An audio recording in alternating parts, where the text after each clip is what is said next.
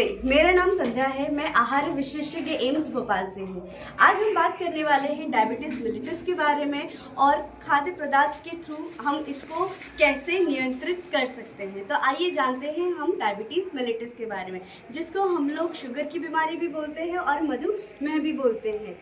इसमें जनरली हमारी बॉडी में इंसुलिन नहीं बनता है। अगर इंसुलिन बनता भी है तो वह अच्छे से कार्य नहीं कर पाता है। ये एक कार्बोहाइड्रेट मेटाबॉलिक डिजीज़ है। ये कुल 3 प्रकार के होते हैं। टाइप 1 डायबिटीज़ जो कि युवा पीढ़ी या फिर बच्चों में पाया जाता है। इसमें शरीर में इंसुलिन नहीं बन पाता है। दूसरा आता है टाइप 2 डायबिटीज़ जो कि अधेड़ उम्र के लोगों को होता है और इसमें इंसुलिन बनता तो है लेकिन अच्छे से प्रयोग नहीं हो पाता है। और फिर हम तीसरा बात करते हैं गेस्टेशनल डायबिटीज़ या फिर गर्भकालीन डायबिटीज़, जो कि ये महिलाओं को होता है और गर्भ के दौरान होता है। इसके कई लक्षण होते हैं डायबिटीज़ जिसे हमें पता चल सकता है, जैसे अधिक प्यास लगना, अधिक भूख लगना, अधिक पेशाब जाना, हमें स्किन में बहुत जल्दी इन्फेक्शन हो जाना, आंखों के सामने धुंधलापन दिखना और बहुत जल्दी हमें थकावट का महसूस होना। और हम कुछ तरीक़ों से जानते हैं कि हम अपने डायबिटीज़ को कैसे कंट्रोल रख सकते हैं।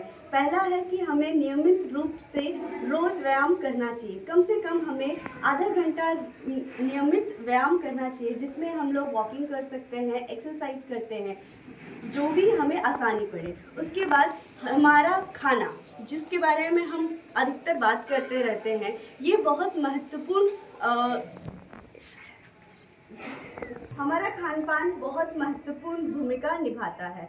जो कि डायबिटीज़ के पेशेंट होते हैं उनको बहुत चीज़ों का ध्यान रखना चाहिए, जैसे उनका खाना एक साथ ना करके टुकड़ों में खाना चाहिए। मतलब थोड़ा थोड़ा बार बार, कम से कम एक दिन में 3 से 4 बार टुकड़ों में थोड़ा थोड़ा खाना खाना चाहिए। इससे उनका शुगर लेवल हमेशा कंट्रोल रहेगा। हर इंसान को प्रोटीन की मात्रा ज़्यादा लेनी चाहिए, हाई फाइबर खाना खाना चाहिए, लो फैट वाला खाना खाना चाहिए और पानी की मात्रा कम से कम 2 से 3 लीटर प्रतिदिन होना चाहिए।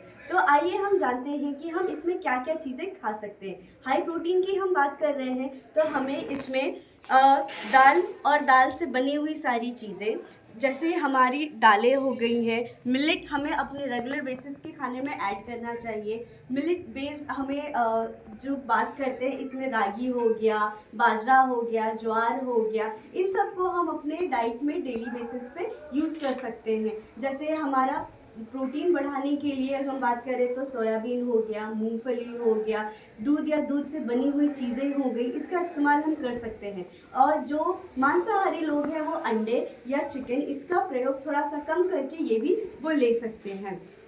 और इनको डेली बेसिस पे फ्रूट्स कम से कम लेने चाहिए, लेकिन कुछ फ्रूट्स हमें नहीं लेने चाहिए, वो हम उसके बारे में आगे बात करेंगे। जो सीजनल वेजिटेबल्स हैं, हम जो मौसमी सब्जियां हैं, मौसमी फल हैं, ये नियंत्रित रूप में हमें इनको लेना चाहिए रोज़।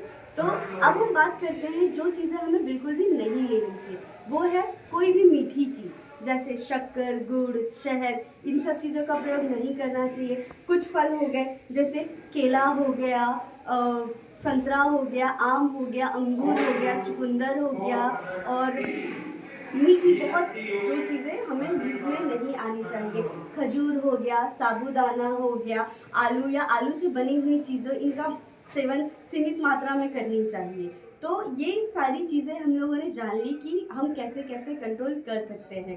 तो इन सारी बातों को ध्यान में रख के कोई भी अपना डायबिटीज़ कंट्रोल कर सकता है। खुद भी स्वस्थ रहिए और दूसरों को भी स्वस्थ रखिए। धन्यवाद।